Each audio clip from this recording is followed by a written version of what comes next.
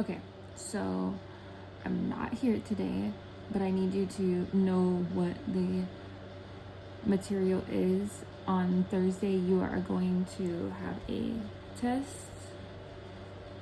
But this test we already did. It was the one that we took in September.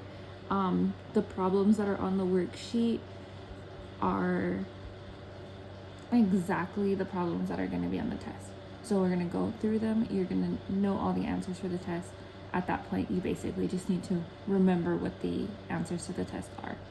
So today during class, you're going to be filling out this worksheet, and then you're going to be turning it in at the end of class. That's your grade for today. So the first problem, it says enter a fraction equivalent. Sorry, the camera cut off. Enter a fraction equivalent to 0.4 repeated. So basically when we're doing a problem like this, all you need to remember is that the fraction is always going to be this number. So 4 over the number 9. Right now for this problem, there's only one place value, so you're only going to write 9. If we had a problem that was 0.36 repeated, we would be writing this number, anything under the bar, so 36 over, since there's 2 place values, we would be writing 2 9s. So for this answer, for this problem, our answer is 4 over 9. For number 2, it says determine for each number whether it is rational or irrational. On your paper, you do not have what the numbers are, but they are 1/2. You're gonna ask yourself, can it be placed on a number line?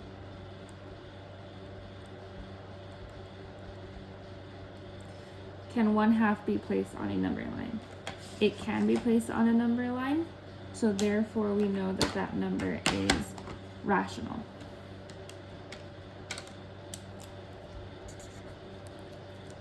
The next number is 3 pi over 4. Anytime we see the pi symbol, we're going to know that that number is irrational. Pi will always be irrational. The next number is the square root of 7 over 10. The square root of 7 is not a perfect square. If you look at the 2 papers at the top of the classroom, the perfect square and the perfect cube chart, on the perfect square, on the left numbers, you will not see the square root of 7. You'll see the square root of 4, then you'll see the square root of 9, but you will not see the square root of 7. Because you do not see that number on that chart, that number will always give you a repeated decimal. Since it's a repeated decimal, you will not have a, it will not be irrational, it will be irrational. Then we have the number 4 over 9. This is a fraction, but all fractions can be placed on a number line as long as they don't have a non-perfect square root or the pi sign. Since this can be placed on a number line, this is rational. And the last number is 18. If 18 can be placed on a number line, that means that that number again is rational. Then we have number 3. It says select true or false to indicate whether each comparison is true. The first one is the square root of 5 is less than 2.9. So we need to figure out what is the square root of 5 in order to compare them. So the first thing you're going to look at is that perfect square roots chart. So for that perfect square roots chart, what 2 numbers does 5 fall between? We can see the square root of 4 and the square root of 9. The square root of 4 is 2 and the square root of 9 is 3. So that means that the square root of 5 falls somewhere between 2 and 3. Now we need to figure out which number does it lean closer to. Well, from 4 to 5, there's a distance of 1. And from 5 to 9, there's a distance of 4. So that means that 5 is closer to 4 and therefore closer to 2. So instead of looking at the higher range of numbers, that being 2.0 to 2.4 and 2.5 to 3.0, we're going to look at the lower range of numbers because we've determined that 5 is closer to the lower number. So this is the range we're going to be looking at. So say that our number is somewhere between 2.0 and 2.4. When you are comparing that to 2.9, is any number between 2.0 and 2.4 less than 2.9?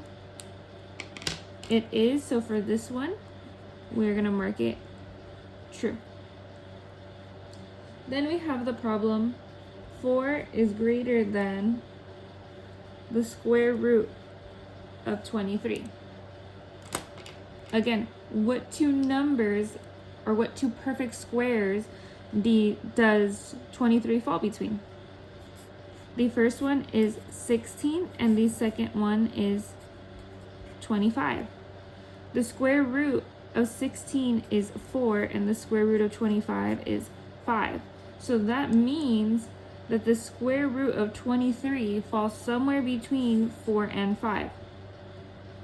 So if it falls between the numbers 4 and 5, and we are saying that 4 is greater than that number, is that true?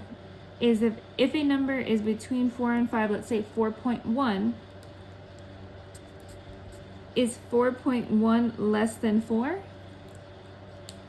It can't be. 4.1 is going to be bigger, and any number in between 4 and 5 is going to be bigger than 4. Therefore, this one is false.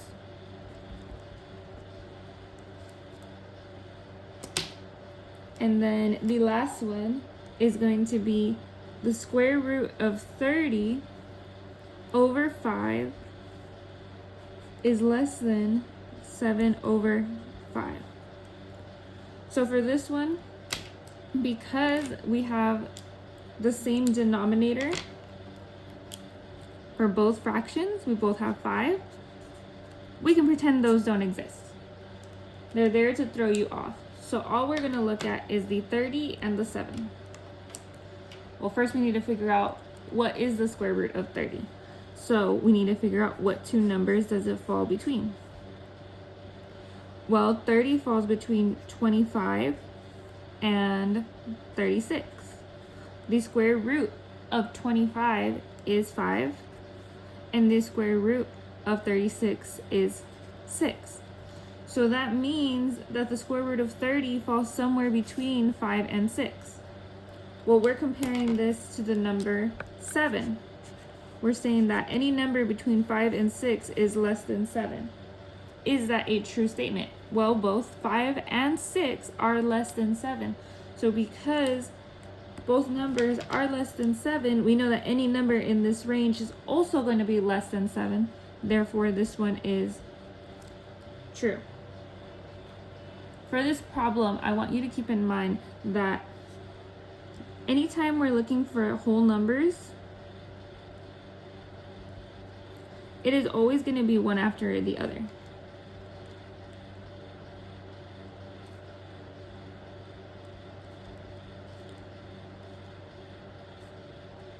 So for that one,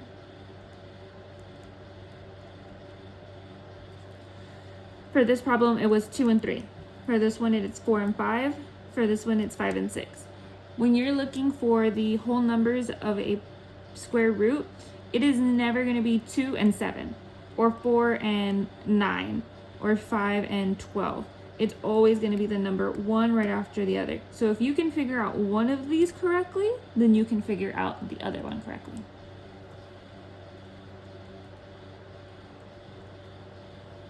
All right, number 4. Number 4, we're going to skip. We're going to come back to that one at the end just because that one takes a little while. I'd rather you get through all of the easier ones first. So number 5, it says which range contains the value of the square root of 14 plus 7 plus 23. So the very first thing for this problem that we're going to do is we're going to pretend that this radical sign is basically a parentheses. So anything that's underneath the radical sign, we're going to do first, which is add. So you're going to add what is 14 plus 7 plus 23. Well, really quick, I could do 7 plus 3 is 10. 10 plus 4 is 14. Carry that one. Then 2 plus 1 is 3, plus another 1 is 4. So that means that the total of 14 plus 7 plus 23 is 44. But I'm forgetting something. Just because I added this doesn't mean that this radical sign goes away, so I need to add that back in. So that means that I'm looking for the square root of 44. So same thing like the last problem. Which two square roots does 44 fall between? Well, it falls between 36 and 49. And the square root of 36 is 6, and the square root of 49 is 7. So that means that the square root of 44 is somewhere between 6 and 7. If you look at your answer choices, there is only one problem or one answer that even has 6 or 7 as the first whole number. And that problem or that answer is going to be between 6.6 and 6.8. Then you have number 6. It says which number is the closest value or closest approximation to the value of the square root of 51. Same thing. We need to figure out what two whole numbers does 51 fall between. Well, it falls between 49 and 64. And the square root of 49 is 7, and the square root of 64 is 8. Then we need to figure out, because it says which one is the closest approximation. Well, which one is 51 closer to? From 51 to 64, it is 13 steps away. From 51 and 49, they're 3 steps away. Since this one has a lower value, that means that 51 is closer to the square root of 49, which is 7. So that only leaves A as your answer choice, 7. Number 7, it says which range contains the value of the square root of 25 minus 4 plus 16. Well, for this one, we're going to do the same thing that we did with number 5. The very first thing we're going to do is do the operations that are underneath the radical. For this one, I want to stress that when you are doing a problem like this, you do not do the plus first just because that's making the number bigger. We always move from left to right. So we're going to do the first thing, which is 25 minus 4. That's going to give you 21. Then we're going to add 21 plus 16. 6 plus 1 is 7. 2 plus 1 is 3. So 37. Therefore, we're looking for the square root of 37. Well, 37 falls between 36 and 49. The square root of 36 is 6, and the square root of 49 is 7. So that means that the square root of 37 falls somewhere between 6 and 7.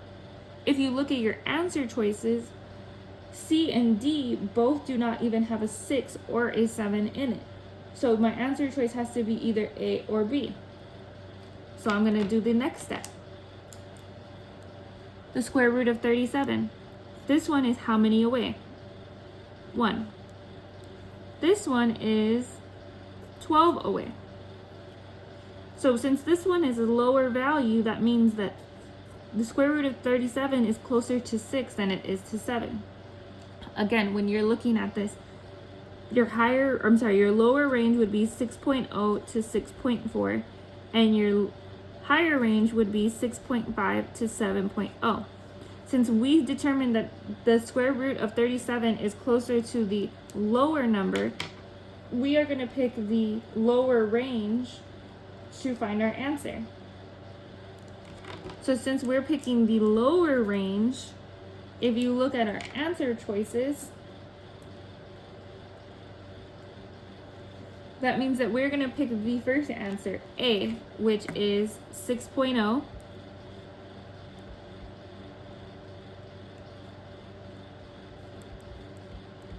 And 6.2. Now we're going to look at number 8. It says, which number is the closest approximation to the value of the square root of 83? This is the same exact problem, same first steps that we did for all the other ones. So for 83, it falls between the square root of 81 and the square root of 100. The square root of 81 is 9. The square root of 100 is 10. Well, looking at our answer choices, we can already eliminate C and D. So that means that our answers are either A or B, and those are the ones that start both with a 9.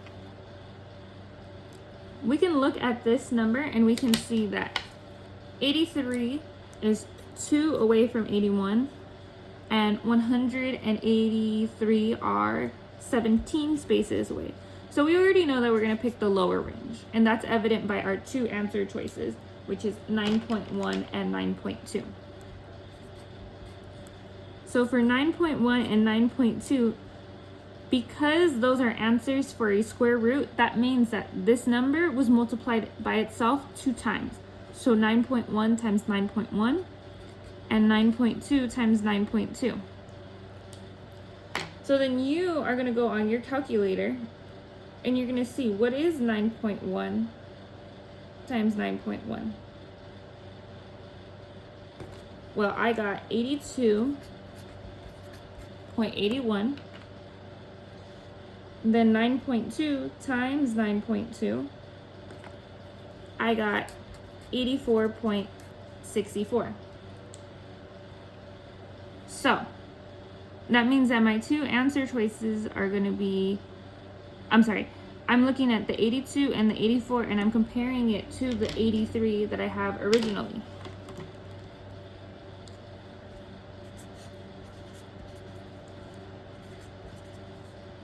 So I need to see which one is 83 closer to. Is it closer to 82.81 or is it closer to 84.64?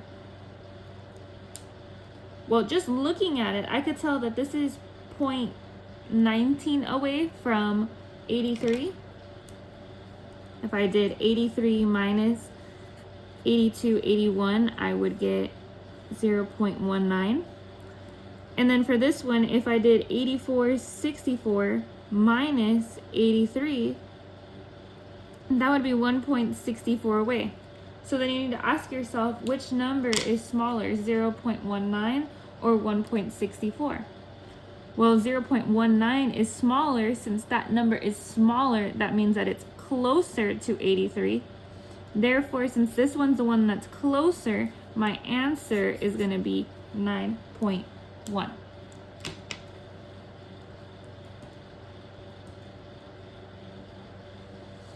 Then we're going to look at number 9. It says, enter the approximate value of 2 times 29 to the nearest 10. And again, this is number 9. So I have 2 times the square root of 29. The very first thing that I need to figure out is, well, what is the square root of 29?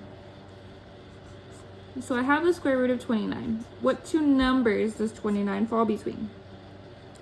Well, it falls between 25 and 36. The square root of 25 is 5 and the square root of 36 is 6. So that means that my square root of 29 falls somewhere between 5 and 6. Then I need to figure out, well, how many away? Which one is closer? Well, from 25 to 29, it's 4 steps away. From 29 to 36, it is 7 steps away. Since this number is smaller, that means that it is closer to this one. Since it's closer to this one, that means that we are going to be looking at the lower range. Our two ranges being 5.0 to 5.4. These numbers never change, only the front numbers. And 5.5 to 6.0. Again, those parts never change, just the front numbers. So since we determined that the number on the left, 5, is the one that's closer, we're going to be looking at our lower range. So that means that a number between 5.0 and 5.4 is the square root of 29. So you can multiply all the numbers between 5.0 and 5.4. But in order to make it a little bit faster for you, I want you to look at 25, 29, and 36. In the problem we did for number 8, 83 was very close to 81, that it would make sense to start right at 9.1 and then go on from there multiplying. Because the number 29 is more so in the middle of 25 and 36 rather than it being really close to 25, like we're not looking for the square root of 26. That would be very close. Since we're more towards the middle, I would start at 5.4 and work my way down. So what is 5.4 times 5.4? Well, if you use your calculator, you would get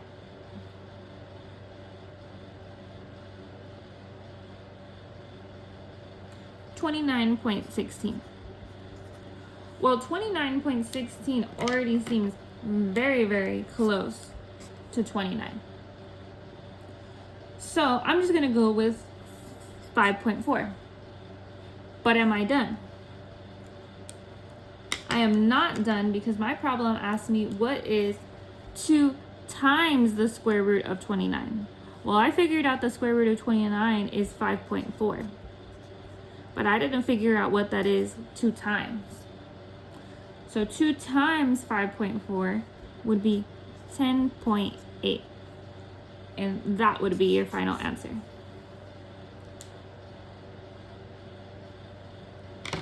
Then I have number 10. Which number is the closest approximation to the value of the cube root of 94? Now you're going to look at the blue paper on the right in front of the classroom, the one that says perfect cubes. So for the cube root, of 94, it falls between 2 different numbers.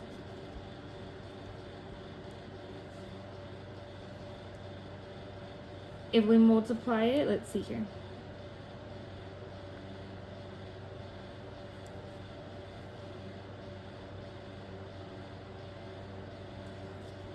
It falls between 64 and 125. And the values for that are 4 and 5. Well, looking at my answer choices, I have 5, 10, 31, and 47. There is only one answer that I have that's even remotely close. So that means that my answer is A, 5. Then we're going to look at number 11. It says, which number is the closest approximation to the value of the square root of 253? Well, 253 falls between 2 numbers. 225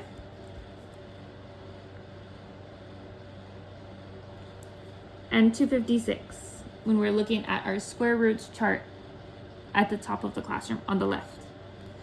So since we're looking at those two numbers, the square root of 225 is 15, and the square root of 256 is 16.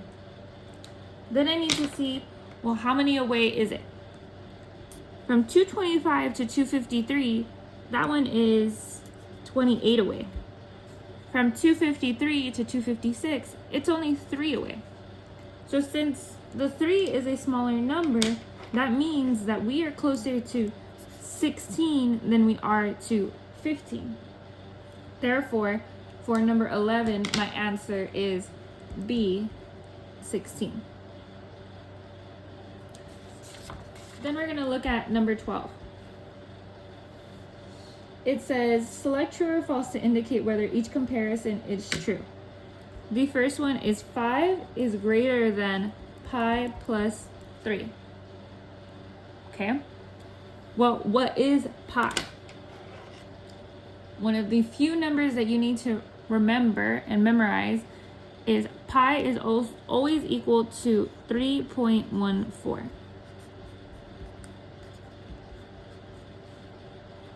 Well, we're seeing 3.14 plus 3. Well, 3 plus 3 is 6, and then just add that 0.4 to the end of it. So that means that we are comparing 5 is greater than 6.14. Well, I know that 5 is not greater than 6. So that one must be false.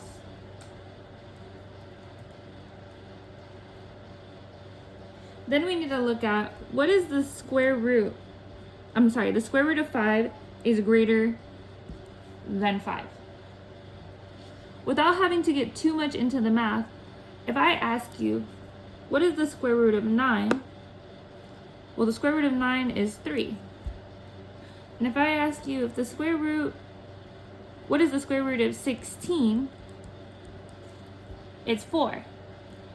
If you look at the entire chart of perfect square roots, do we ever get a number that is bigger than the original? The square root of 9 is always going to equal a smaller number than 9. The square root of 16 is always going to be a smaller number than 4. Therefore, if we're looking at this one, the square root of 5 is always going to be less than 5. Even though it's not a perfect square root and we don't know the exact number, we can guess at least that it is going to be less than 5. So then we're comparing that.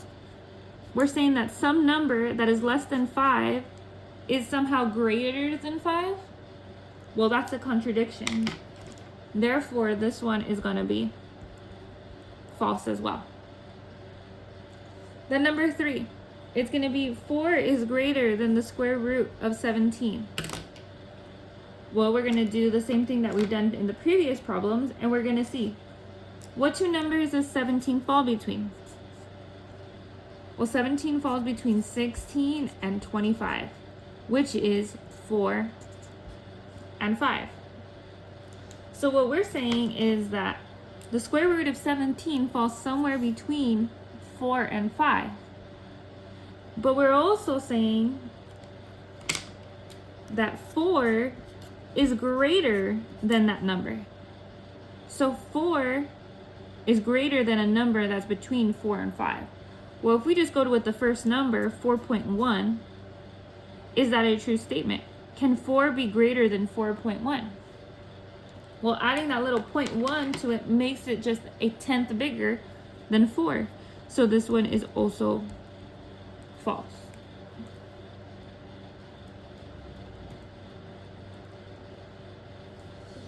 Then we're going to go to number 13.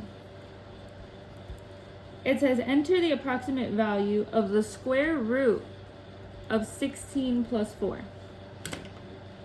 Well, the first thing we're going to do is we are going to add. What is 16 plus 4? That's going to be 20.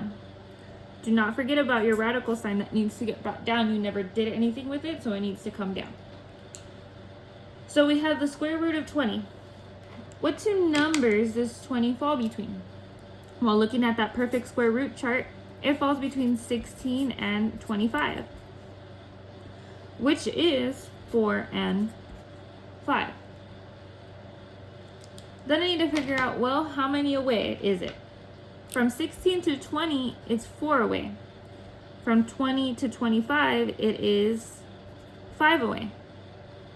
So because 4 is the smaller number, we know that the square root of 20 leans closer to 4.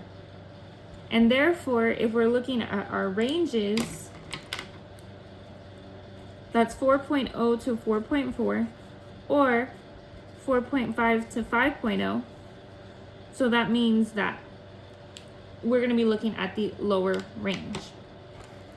So then we get to start multiplying. Again, because 20 is more so in the middle of 16 and 25 and isn't like directly right next to 16, we're not looking for the square root of 17, which means that we would start at the lower part of the range. Since it's in the middle, for me, I would start at 4.4. That way I can work backwards and not necessarily waste my time. So 4.4 times 4.4.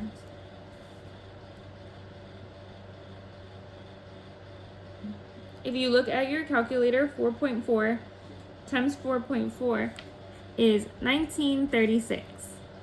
I feel like we could go up higher and maybe get closer, but we'll check. So we're going to try the next one. 4.5 times 4.5.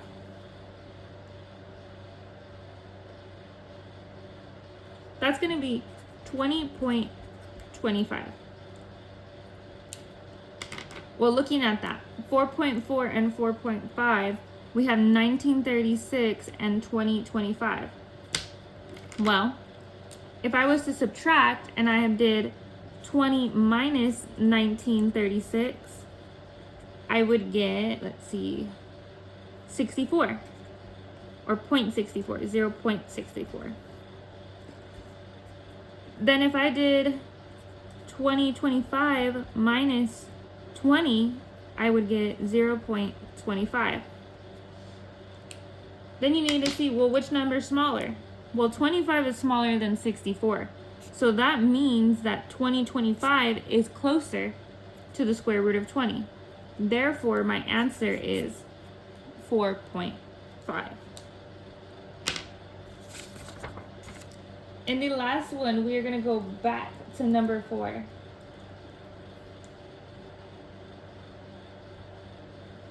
So number 4, it says select all the expressions that have a value less than 5 minus the square root of 135. Okay, well, if I need to select the values that are less than 5 minus the square root of 135, I first need to figure out what is the square root of 135. Well, if I am looking for the square root of 135, anytime I'm looking for the decimal of a square root with a decimal, I'm going to pretend that that decimal does not exist. So therefore, I'm looking for the square root of 135. And that falls between 121 and 144, which is 11 and 12. Since I was pretending that that decimal did not exist, now I need to put that decimal back in. So that's going to be 1.1 and 1.2. Then I need to compare. Well, from 121 to 135, it's 14 away. From 135 to 144, it is 9 away. Therefore, the 1.2 is the closer number to the square root of 135. So my two ranges are going to be this 1.1, but then we're going to add a 0 to it, to 1.14. So again, that 0 and that 4 never change. We still need to add that to the end. And then the second range is going to be 1.15 to 1.20. Well, again, I said that this is my closer range, so I'm going to look at the higher range. Then I'm going to multiply everything out. So starting with that 1.15.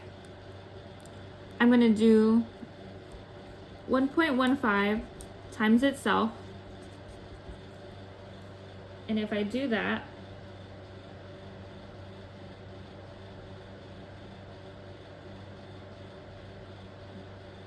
I'm going to get 1.3225. Then I'm going to do 1.16 times 1.16.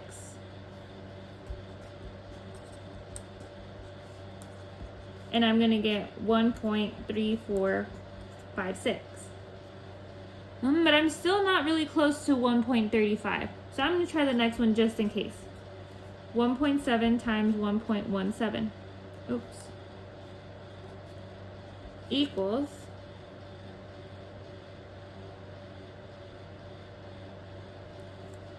1.3689.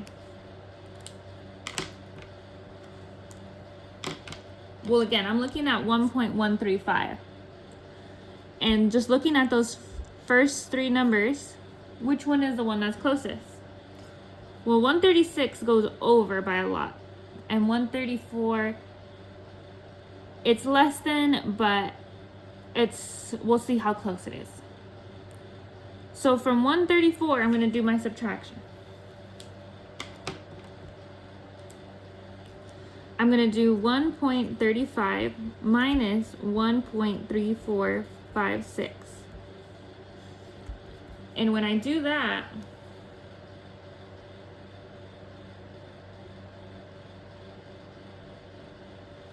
I get 0.0044. Then I'm going to do 1.3689 minus 1.35. When I do that, I get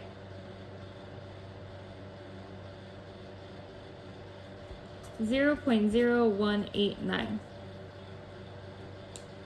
So looking at those two numbers, 44 is smaller than 189. Therefore, this number, 1.3456, is the smaller number. Since it's the smaller number, that means that 1.16 is my square root of 1.35.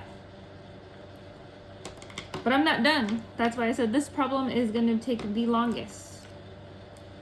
I said that I'm looking for 5 minus 1.16. 5 minus the square root of 135. So then I need to figure out that. What is 5 minus 1.16? Well, that's 384.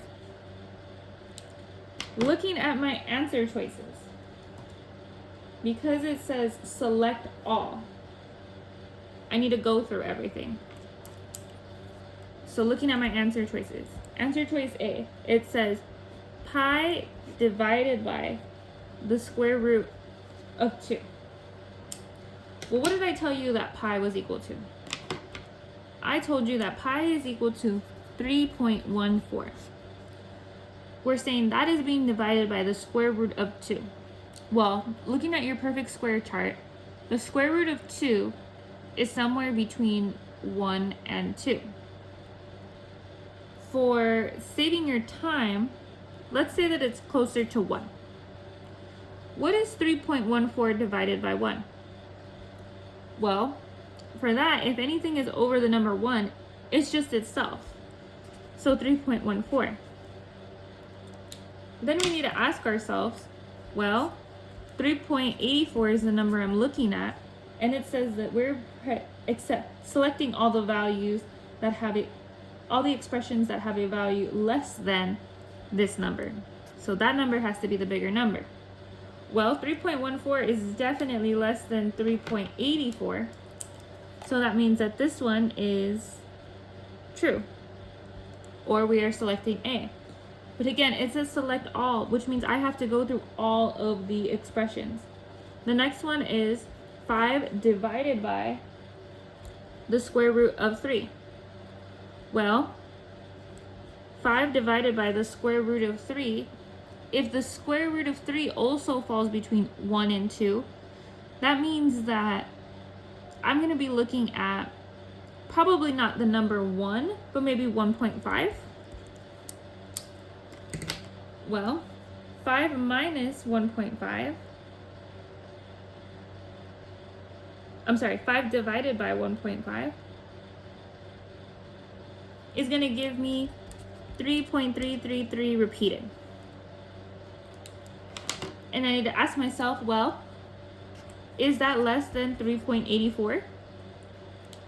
And 33 is definitely less than 84. So this one is also a true statement. So we're also going to be selecting B.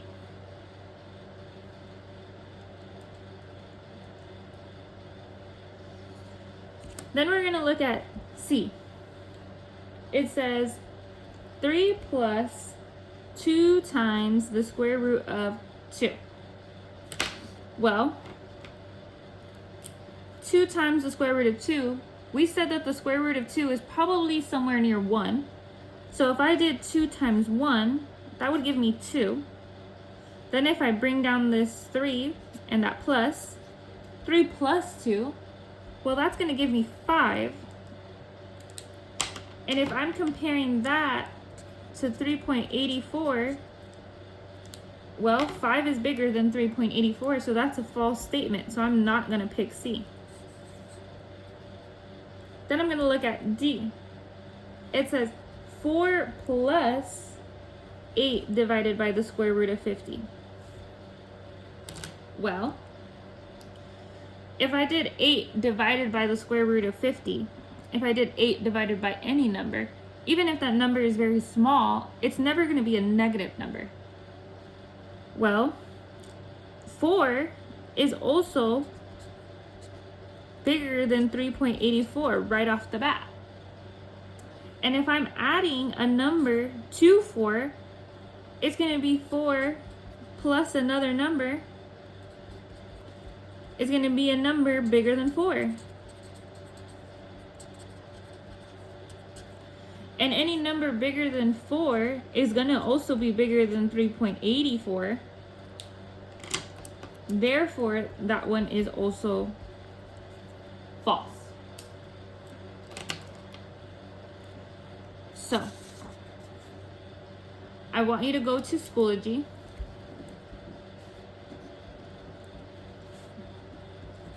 I want you to look at your FIAB grade.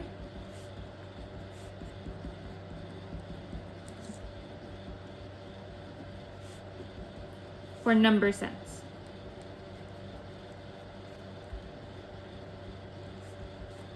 I want you to look at your grade. If you got a 2 last time, your goal is to get a 3. If you got a 3 last time, your goal is to get a 4. If you got a 4 last time and you get a 4 again, I'm going to give you extra credit. So, we're going to take that test again for you guys on Friday. We're going to retake the test. If you got a 4, I'm sorry, but you also have to retake it again. You just have to do the same thing you did last time. Again, all the problems on this study guide are the exact same problems that we did, are the exact same problems that are on the test. So at the end of class, when you are leaving, you are going to turn in this study guide to the sub. On Wednesday, I will give them back to you, so that way you don't lose them, and then you just have to keep it until Friday and study it. At the beginning of class on Friday, I will give you time to study, and then we will take the test again.